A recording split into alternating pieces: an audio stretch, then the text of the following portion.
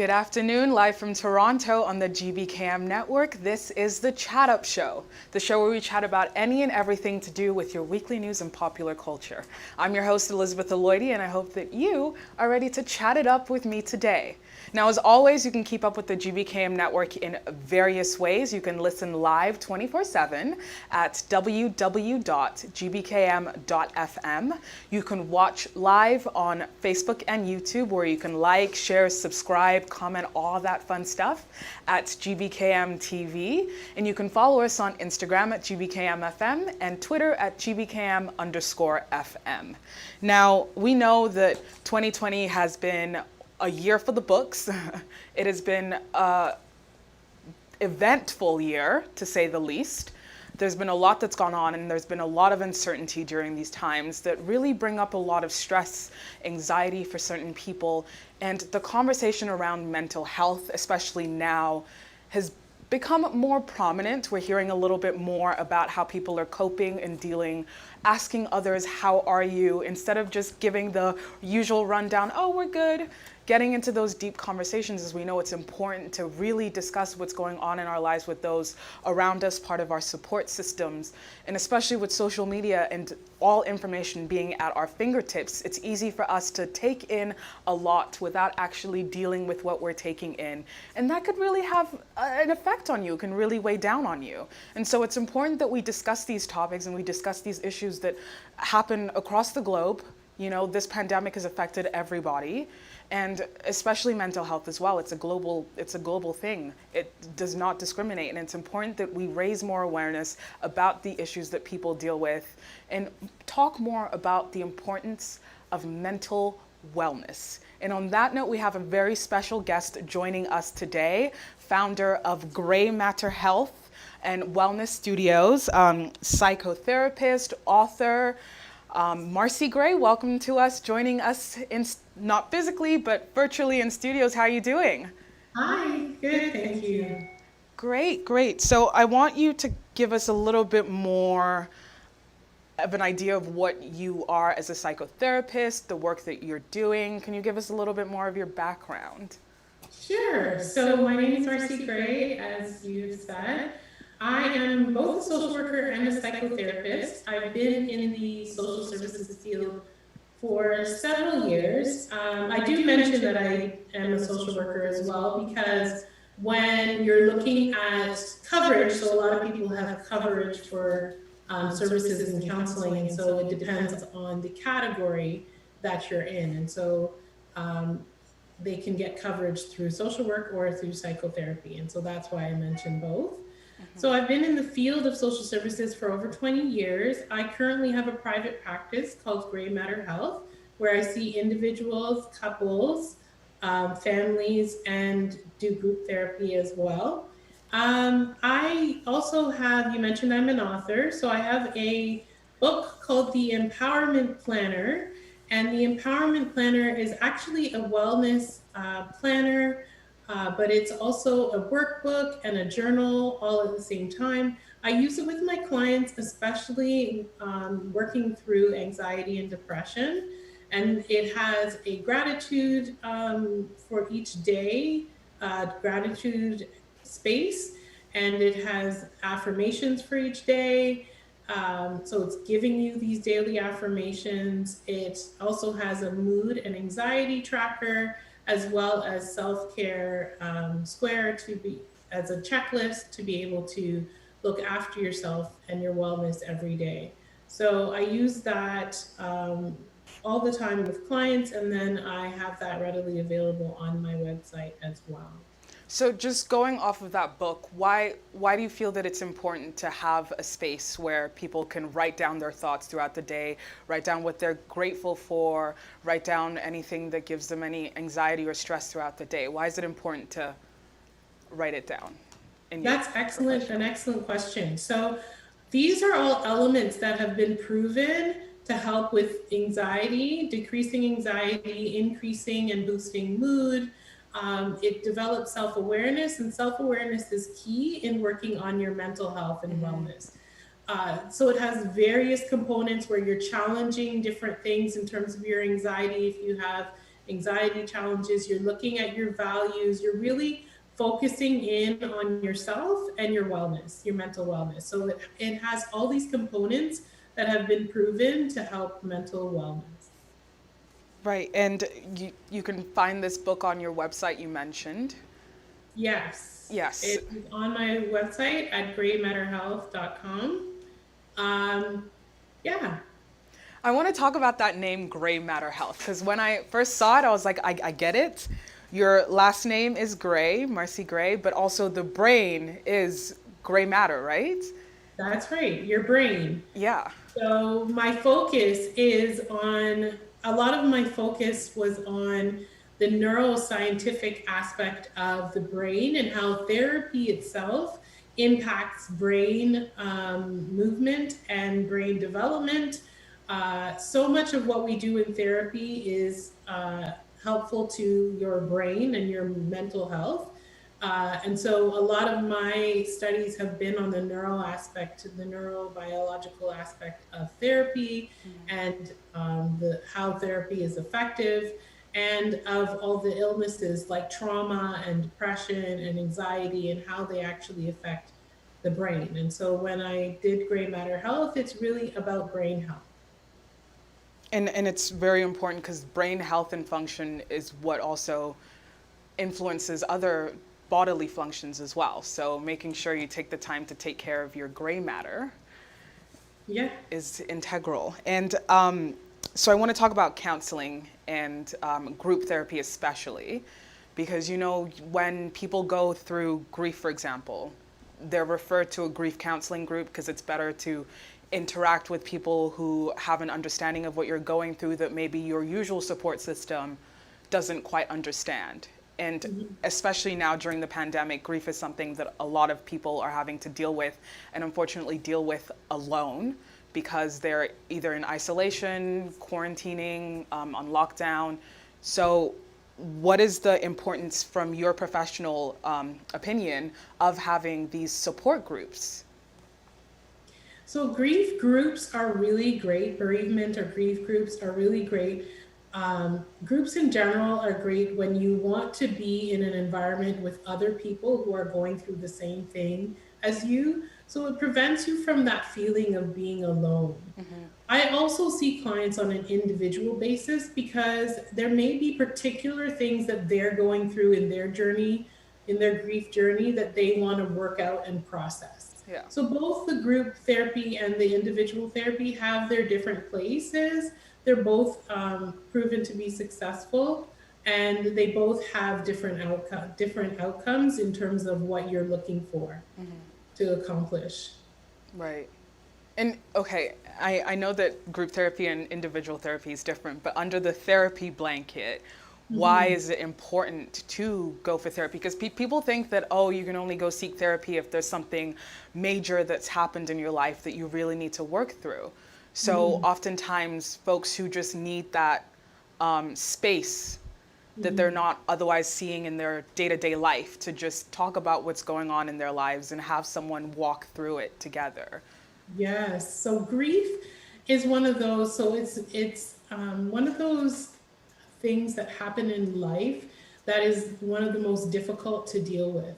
And so if you get stuck, like if you feel like your grief journey is stuck, you're stuck in the past, or you're stuck and you don't feel like you're going through a journey, you really feel stuck, that is when you want to seek help. Some people have a loss and they immediately feel overwhelmed and overstressed, and they will seek help right away to be able to deal with it and have a space to deal with it. While others, maybe way down the line, they feel like they're not getting through it. And of course, you don't get over it, but you do get through it. And you do get to a place where happiness returns to your life again, especially if you've had a significant loss of somebody quite close to you.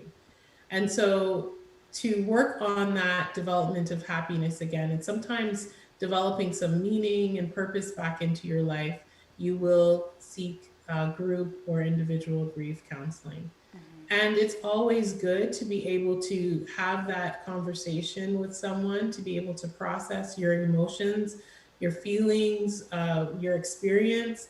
And sometimes it could be a traumatic experience, and you're also dealing with processing the trauma of a loss. Yeah. And there's no timeline.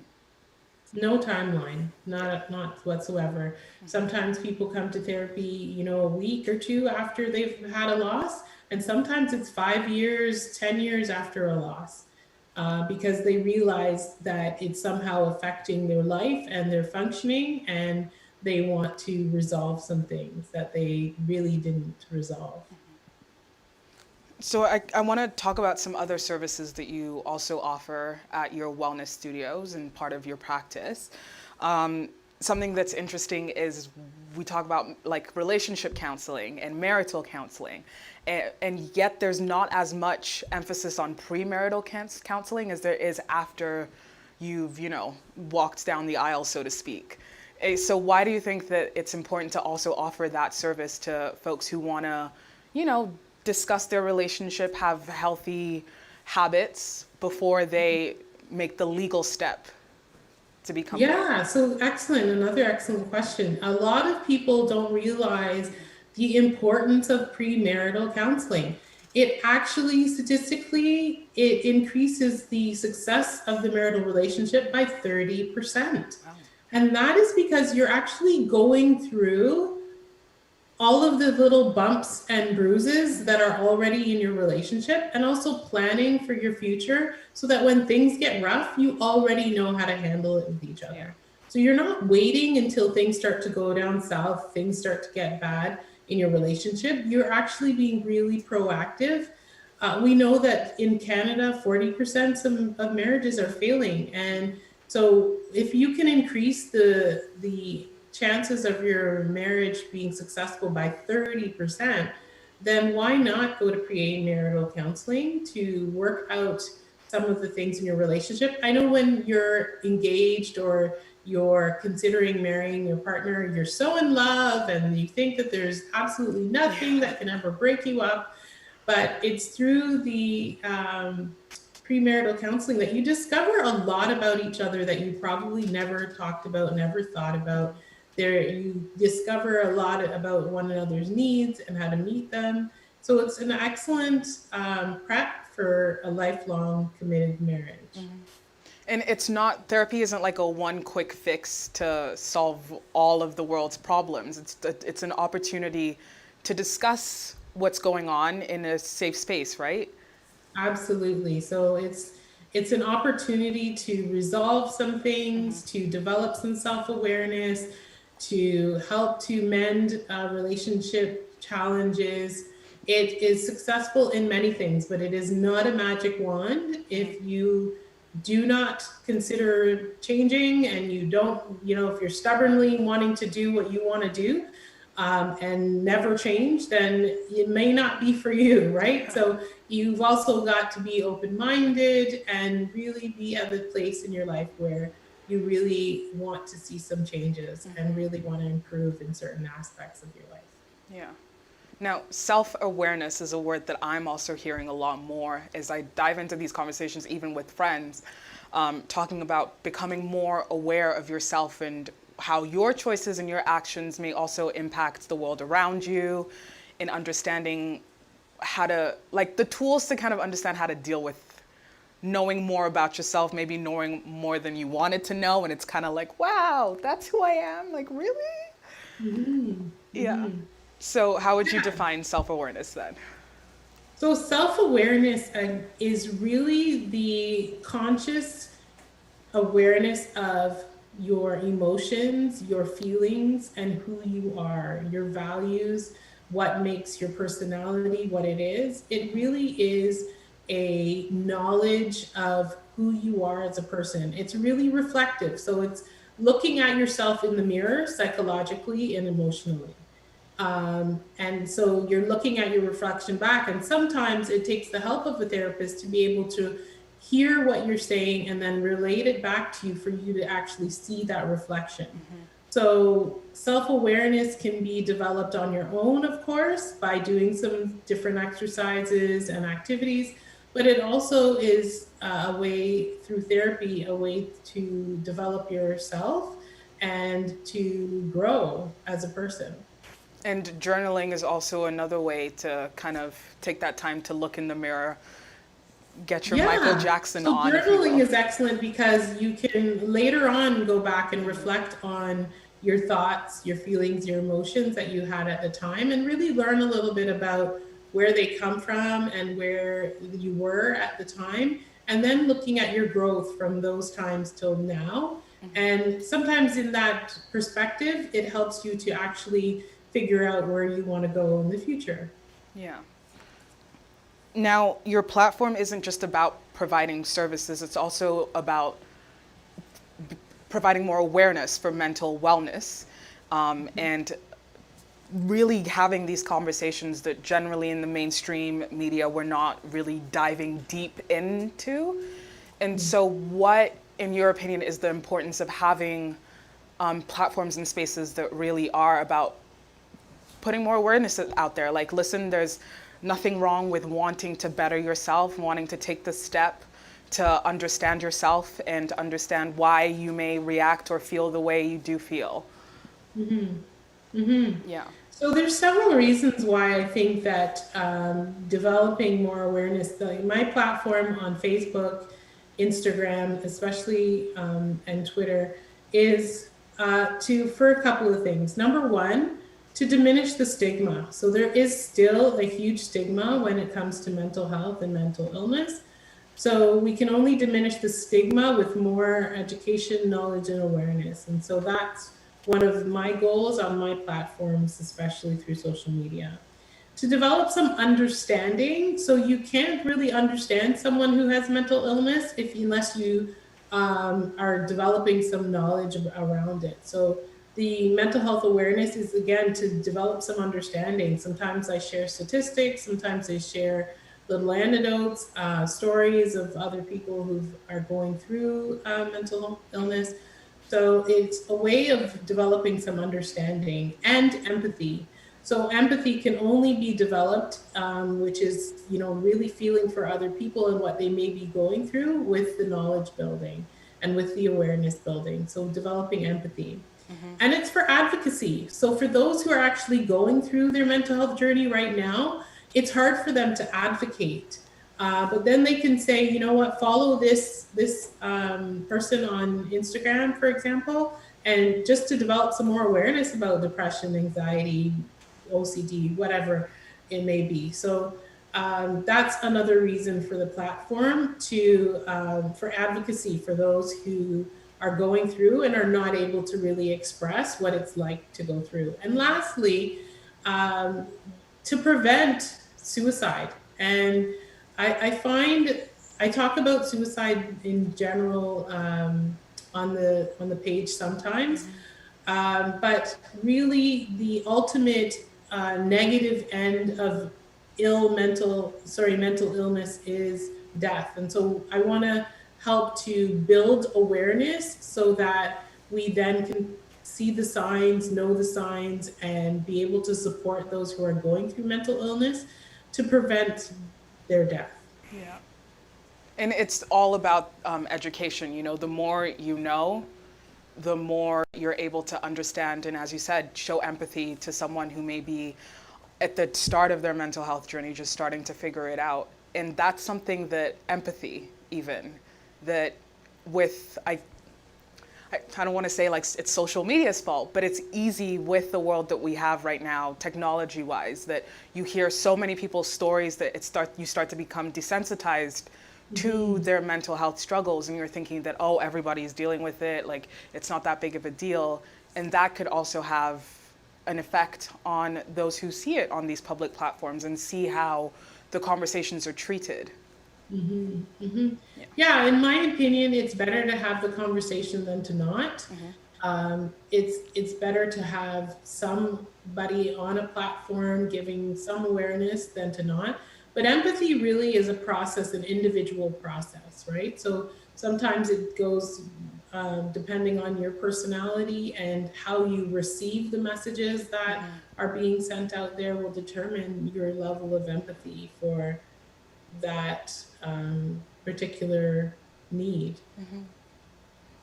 Now, I want to talk about the pandemic and its effect on even Canada, within Canada mental health, and the resources that were available. Like this, we saw that it being stuck at home for long periods of time for people who generally don't enjoy that had an effect. For people who may enjoy it but didn't like having so many people around constantly, 24/7 in your space, that also has an effect.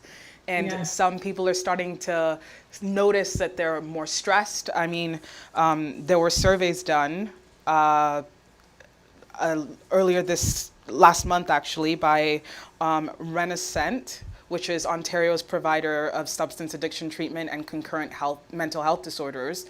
They found that 52% of Ontario citizens and much higher, 58% of residents of the GTA were very concerned about the impact of COVID-19 on their mental health. So it was already something people were thinking about, that they were worried about, that this sudden change will really have an effect on people's mental health. And would you agree that it does have a big impact? Absolutely. I'm Yeah. seeing it in my office every day, Yeah. right?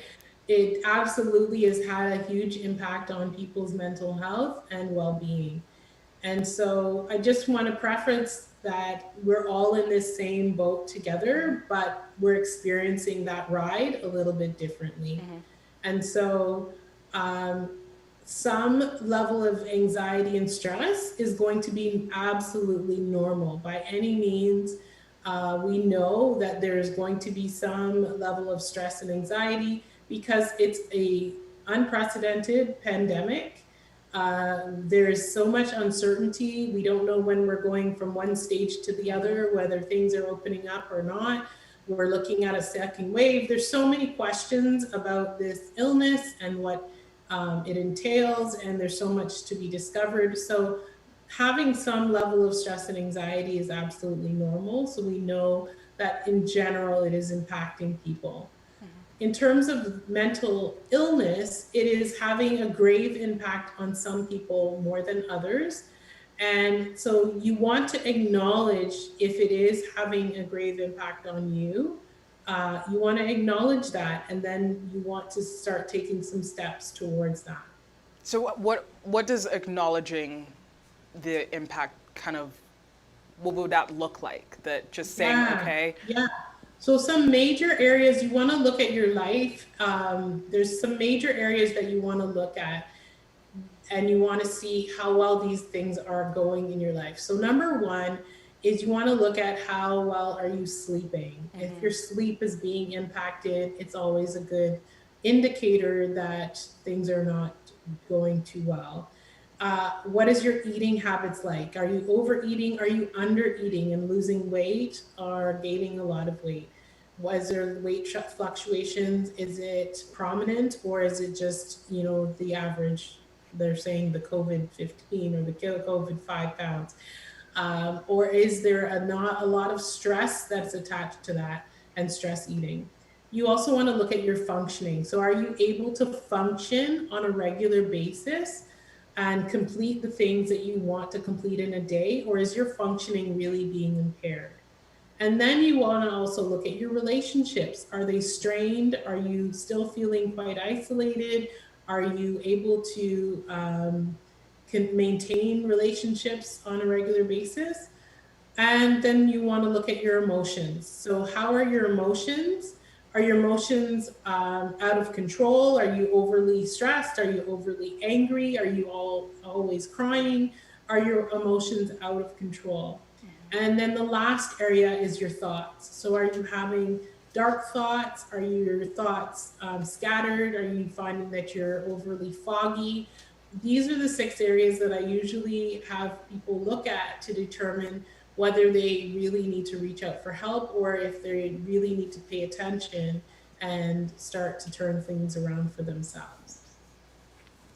so those, I'm like even thinking through those steps right now for myself, thinking about what's gone on for the last few months. But In that, what are some tips you may have for folks who maybe aren't ready to take the step towards therapy, but want to start doing some self-work, self-awareness work as well, just working through your thoughts, because it's easy to get caught up in your head, and it gets a like a lot to deal with. So what are some suggestions for taking those minor steps towards feeling better?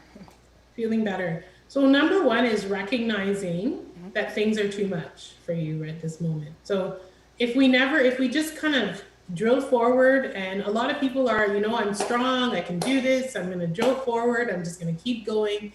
And they don't stop to actually recognize things are overwhelming and things are a bit too much. So you actually have to come to that conclusion in order to say, you know what, I need to look after things. Or just recognizing that stress is increasing. So it's that self-awareness piece, and really kind of recognizing, oh, I really need to make some changes. I really need to do some things. So some of the things that you want to do is create a circle of support for yourself. So things tend to go downhill when you're isolated. So creating a circle of support can be virtual, online, making sure that you're staying connected with family and friends, but now you can actually create a social bubble of people that you can see on a regular basis, and people that you can talk to on the phone or through video messaging, that you want to have that circle of support of people that you can talk to, that you can vent with, that you can share your worries with, that you can really work some problems out with.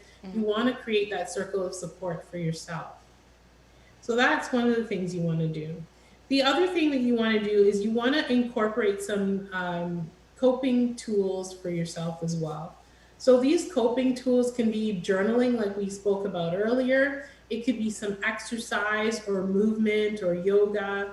It could be things like meditation or prayer.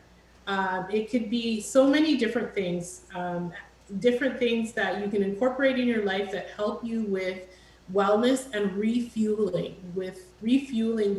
So things that impact you on a positive basis, so on a positive note, things that give you pleasure, things that you want to incorporate into your everyday living. You want to ensure that you're doing things that help your self-care and wellness on a regular basis, and you're incorporating things into your life that bring you pleasure and bring you joy and bring you laughter.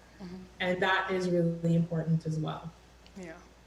And now, as things start to slowly open up and people are coming out of isolation more and gathering more in groups and social circles, there's also that change that you have to deal with, especially if you've dealt with grief and you're seeing people come and be more social again, and you can reach out to your support system. That's like another level of change that takes getting used to, and especially since everything's still uncertain, we're all not sure if there's going to be a second wave that we've been hearing about, not sure if everything is going to return to normal, which means also job security is another thing that's stressful right now. Right. There's a lot of like newfound anxiety and newfound stress that might be a shock to people's system. Right. So how would you suggest kind of dealing with that initial shock of everything that's happening all at once? So look at adapting to your ability to adapt to change. Some of us have a really great ability to adapt to change, and some of us find change really uncomfortable. And so you want to look at how you normally adapt to change, and look at what little nuances that you have that you can tap into to adapt to this new normal. One thing is for sure, whether you're great at adapting to change or not so good at adapting to change, you do have to acknowledge a new normal. So for example, going to the store is not what it used to be. Yeah. You now need to make sure that you're leaving the house with your mask. Some people use gloves. You need to make sure that you're going to stay 6 feet apart. So there is a new normal that we've had to all adjust to. So you've got to look at how you can adjust to new normals in your life now. So when you're looking at your particular routine, when you're looking at your relationships, when you're looking at your own function, what is your new normal for yourself? And even jot some of those things down, and then decide on how you're going to ease into that new normal. Yeah. And it's all about pacing it to yourself, like not trying to keep up with everyone else. Because, someone like me who's like ready for things to open up again, I'm like, let's get out there. But others might be like, I don't want to just yet because I don't know Yeah. where we're going to go next. Yeah. So a big issue for parents right now is looking at whether they're going to send their kids to school or not. Like, is this going to be sending your kids out as guinea pigs, or is this going to be just an excellent way of ensuring that they're getting their education and in a safe environment? So it's looking at, what is that new normal going to look like for my family, for my children? What are my plans as I speak to my partner, or as I make decisions for my family with my children? What are the new normals that I want to kind of adopt in that sense as well? Community is really important right now, and having that support system, as you say, and have that sense of community that that you can turn to them to talk about it. And we're all in the same boat, of course, handling it differently, but there's that level of understanding where we're all, for the most part, know what's going on in the gravity of the situation, the significance of what this pandemic has brought about for day-to-day life and what it means for day-to-day life. Yeah. Yeah, exactly. When you can, as parents, for example, talking to other parents, it helps. And as individuals, talking to other individuals that are going through the same thing. So if you're single, talking to other singles, for example, it's really important to keep and maintain that connection with others. Yeah. Now, your services are available online, correct? Yes. Yes. So if people do need to attend group sessions to discuss their anxiety, depression, even one-on-one sessions with you, they can do that through your website as well. Yeah, so right now I have not been in the office. All of my sessions have been through secure online video sessions, similar to what we're doing now. And so I will probably continue that for a while. In terms of another service that I offer for free is free initial consultations. So you can actually go to my website, Gray Matter Health, so GRAY Matter Health, and you can actually book your own consultation appointment, and you can get a free initial consultation just to talk about whatever it is you'd like to talk about, or to see if therapy is for you, or if you have any questions about what your situation is or what you're going through. You can book a free initial consultation through the website. And alternatively, people can always contact me through Instagram, Facebook, Twitter, or by email at info@graymatterhealth.com. Great. And on that note, we're going to take a quick break. When we're back, we're going to continue our conversation with Marci Gray. So stay tuned.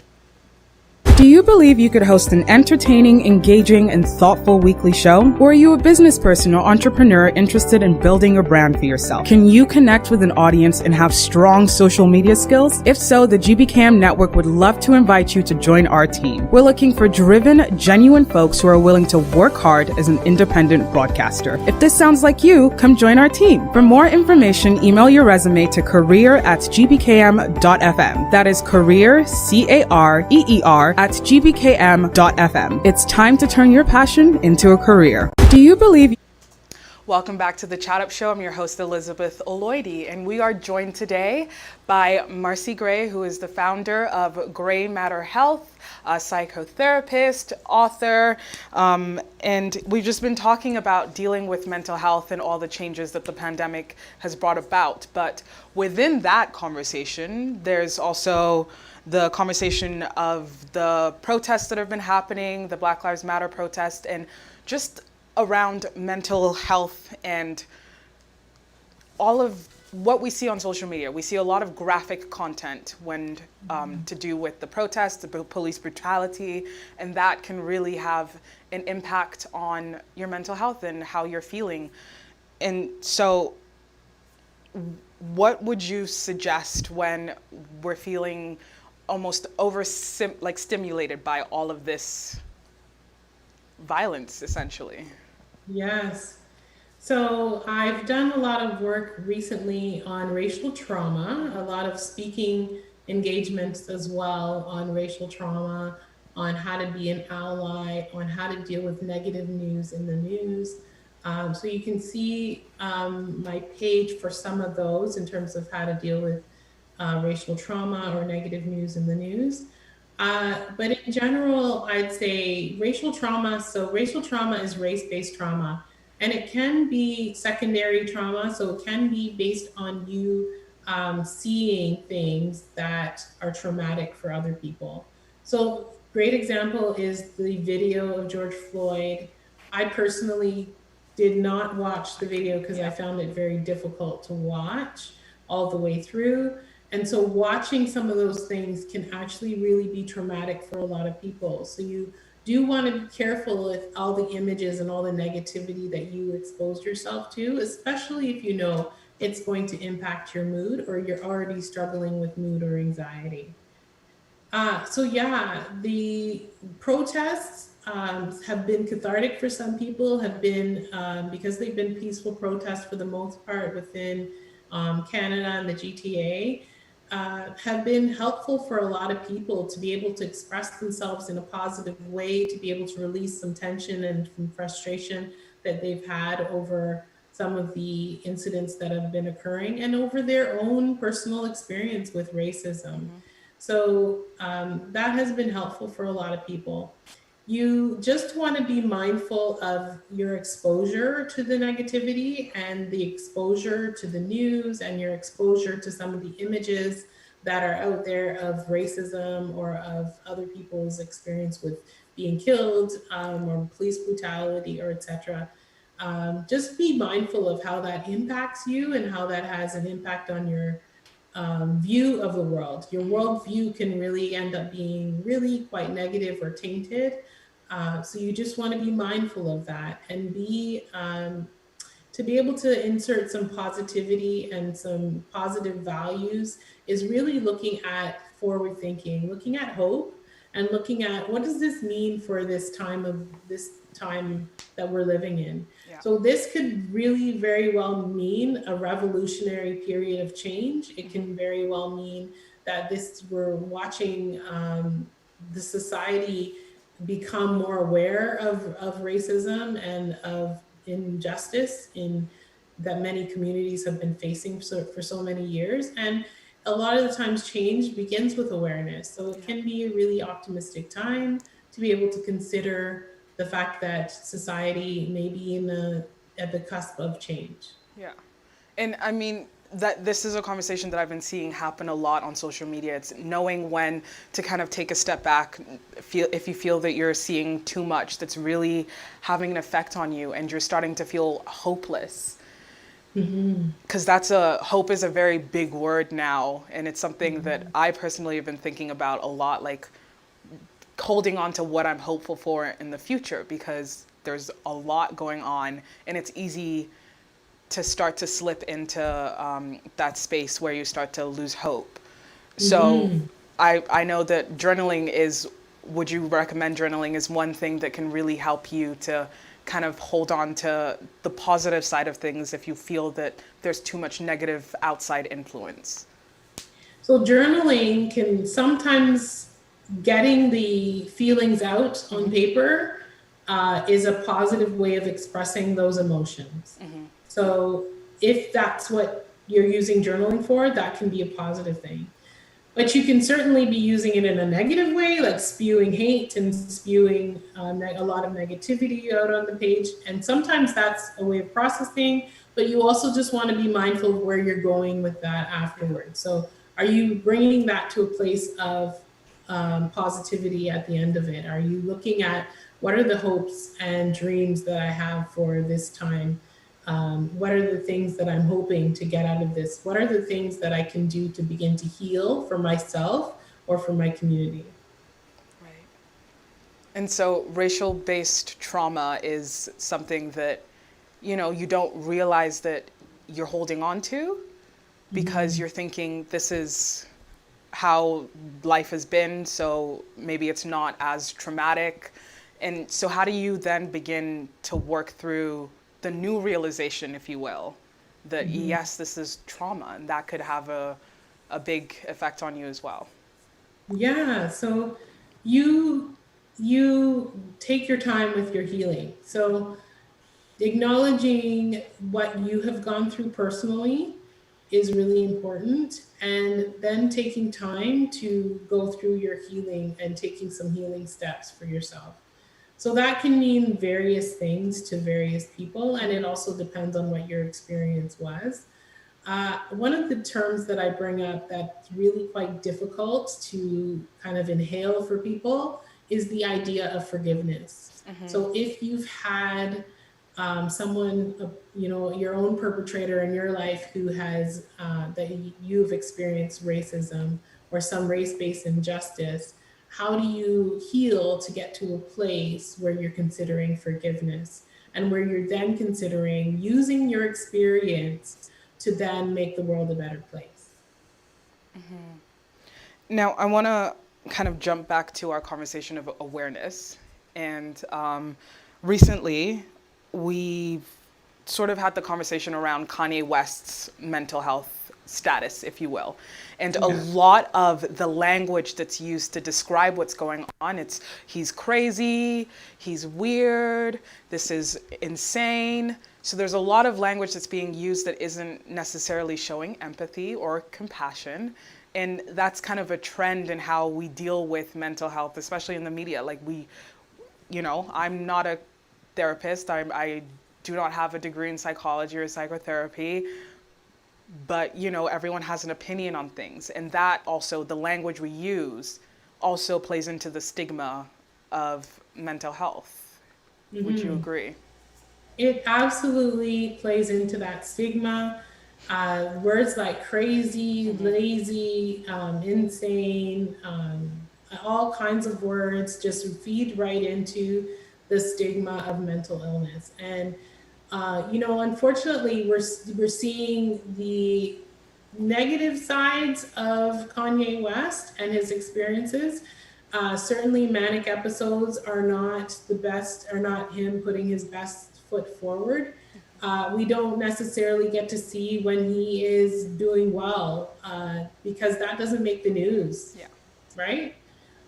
So what makes the news is when you're seeing this erratic behavior, or when you're you're almost looking at reinforcing some of the stereotypes of mental illness, unfortunately.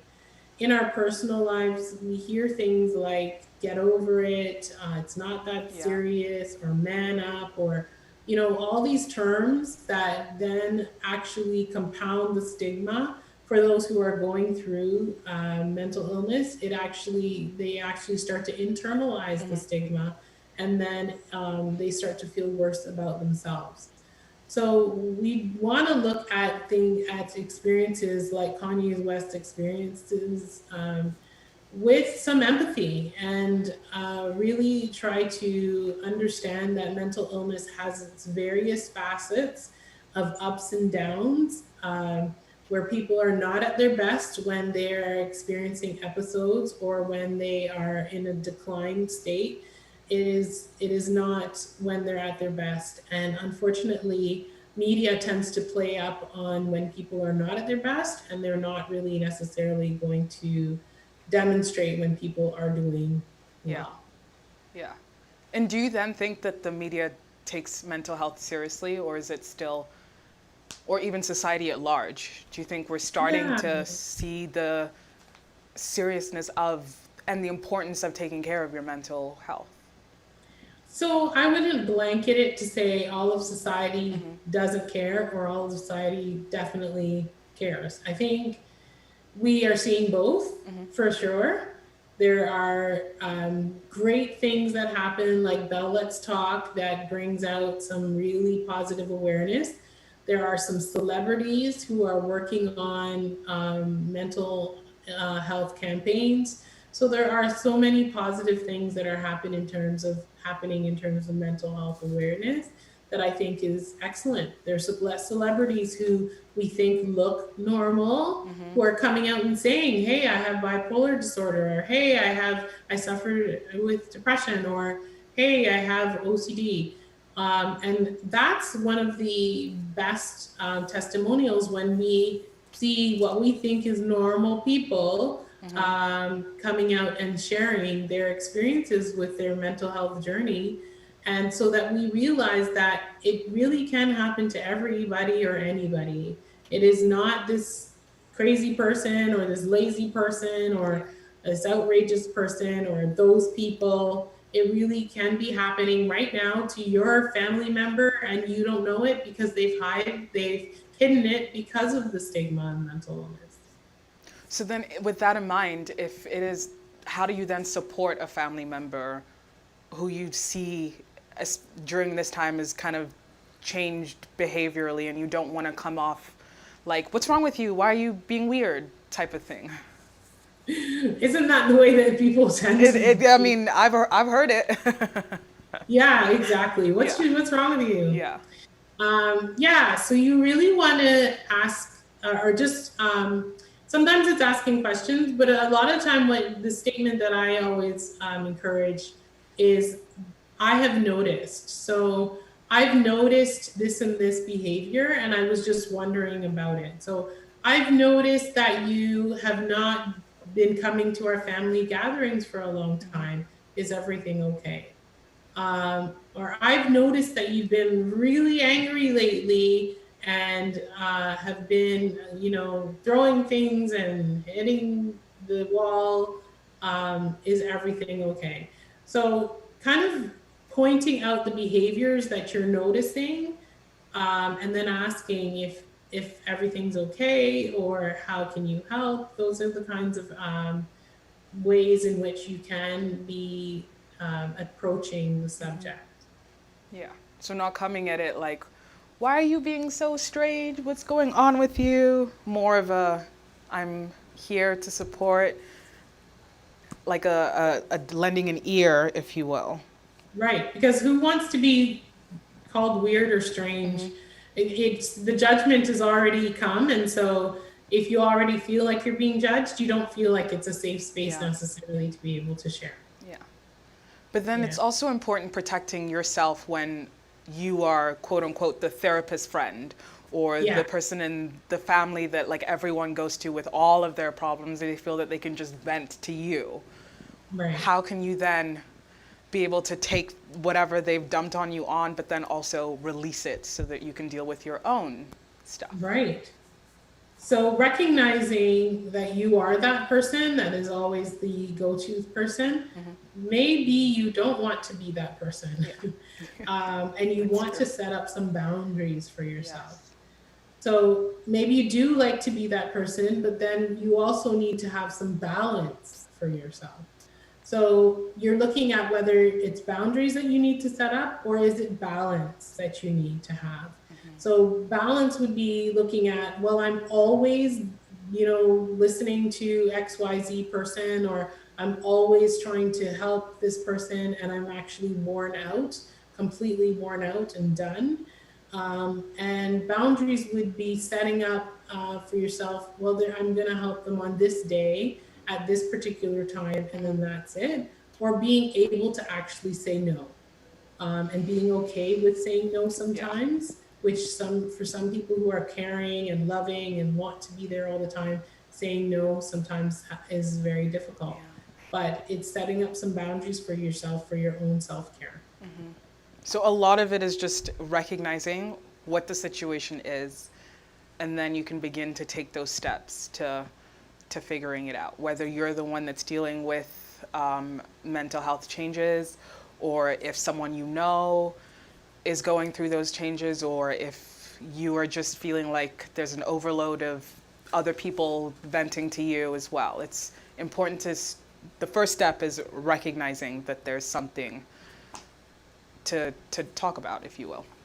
Yeah, so definitely the first step is recognizing in yourself that there are things that you need to adjust in your life, that things are not working anymore, that perhaps they served you at a time in your past, and now you realize that they're no longer serving you.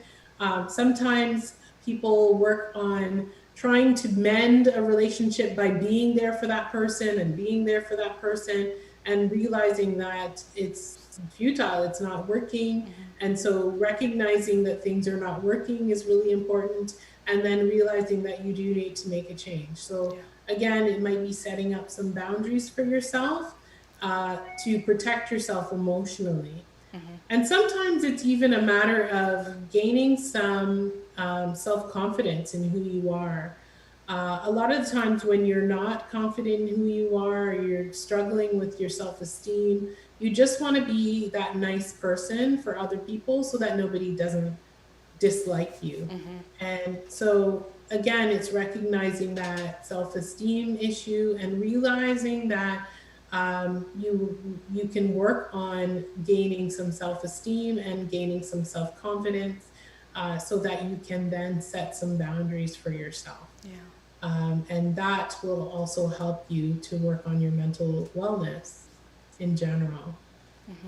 Now, speaking of self-esteem, that's something that, for so long you're talking to teenagers. You're like, it's important not to give in to peer pressure. It's important to really think of your self-image and have a positive self-image.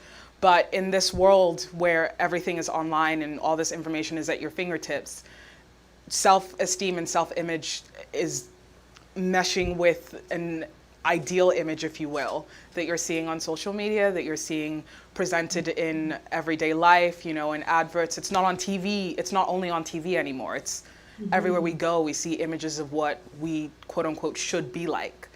And so what would you say, like, taking the steps to work on yourself while also still being connected to the world around you, because you don't want to completely disconnect? Yeah. So a lot of the times we're looking at these perfect images of these perfect celebrities or people that we follow, these influencers, and we're thinking, I just want to be that perfect person. Or if I was like that person, then I would have a much happier life. You don't even know that person, and you don't really know their struggles. You don't know the negative things that they have to deal with. And they could even be dealing with parts of their own self confidence and self worth. Yeah. So, really take all those images with a grain of salt and realize that they are who they are and they've got their own struggles. But you are the whole and beautiful person who you are, and we don't need another one of them. We need you to be you.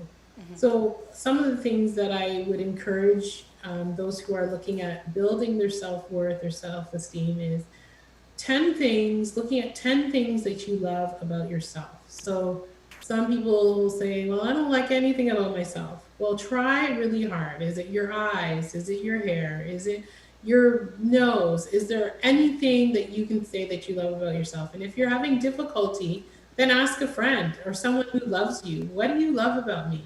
What are the things that you see in me that are great? And find 10 things and speak to more than one person if you're really finding it difficult. But come up with 10 things that you love about yourself. Also, come up with 10 skills that you possess. So, things that you know that you can do. So, people say, well, I can't do anything. But really, if you were in a job interview, you'd be able to come up with a few things that you can do. That's right? true, yeah. So there are things that you can do. So it can be technical things that you can do at work, like I'm a good bookkeeper, or it can be I'm a really good cook, things that you do at home. I'm meticulous with my cleaning. So what are those skills that you possess? Then you want to look at what are the things that you've achieved in your life. And again, looking at some simple things that you've achieved that you're not even recognizing are great things. Like I completed high school. Like I sometimes it's really particular to a particular person. Like they avoid the mall because they've got a lot of anxiety going to the mall, but one day they actually went to the mall. That's a huge accomplishment for that person. And so just acknowledging different accomplishments in your life. So these are some of the things that I work with clients to be able to do, and to be able to bring out some of the best in them, to be able to build their self-esteem and self-worth. to be able to then set some boundaries in their life if that's their goal. Yeah. So then what would you say to someone who is considering taking the steps to bettering themselves right now, who's watching this at home and has listened to this program and is like, think I'm ready to realize and take those steps to really working on my mental health? Right. So there are so many little nuggets of things that we've shared already. So those are some of the things that you want to make sure that you're doing, really paying attention to those 6 areas that I mentioned earlier. So I'll just recap them. So really paying attention to your eating, your sleeping, your thought patterns and what they are. So sometimes it's looking at your situation and reframing that situation. How can I see this situation differently? What are the positives that I can see out of this situation? So again, it's looking at your thoughts, looking at your functioning. How well are you functioning on a daily basis? Are you able to accomplish the things that you want to accomplish? What are the things in life that you have been putting off? Are you a procrastinator? Are there things that you know that you want to accomplish that would make you feel great and would make you feel accomplished? You want to look at as well your relationships. Are there challenges in your relationships? And are there things that you can do to work on improving those relationships? And for those also looking for your services, just to remind them how they can reach out to you as well. Yeah, so anyone can reach out to me through Facebook, through Instagram or Twitter at Gray Matter Health. So Gray, I always specify that it's Gray because there's 2 spellings of gray. Yeah. So GrayMatterHealth, Gray Matter Health, on Instagram, Facebook, or Twitter. As well, you can email at info@GrayMatterHealth, or you can go onto the website and you can book through there a free consultation. And the website is graymatterhealth.com.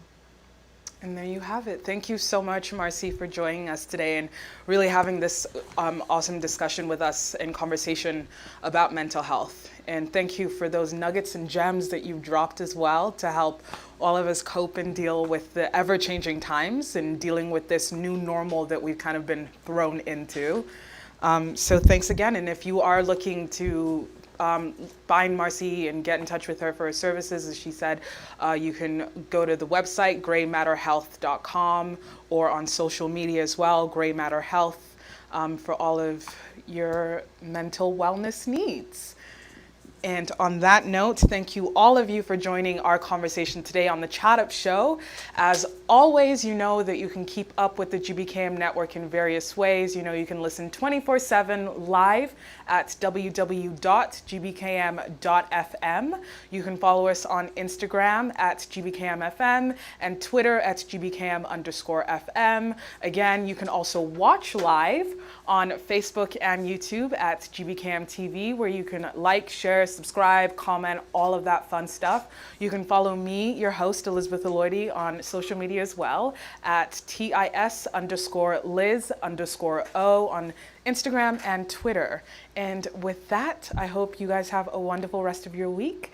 I will see you at the same time, same place next week. Take care. You could host an entertaining, engaging, and thoughtful weekly show. Or are you a business person or entrepreneur interested in building a brand for yourself? Can you connect with an audience and have strong social media skills? If so, the GBKM Network would love to invite you to join our team. We're looking for driven, genuine folks who are willing to work hard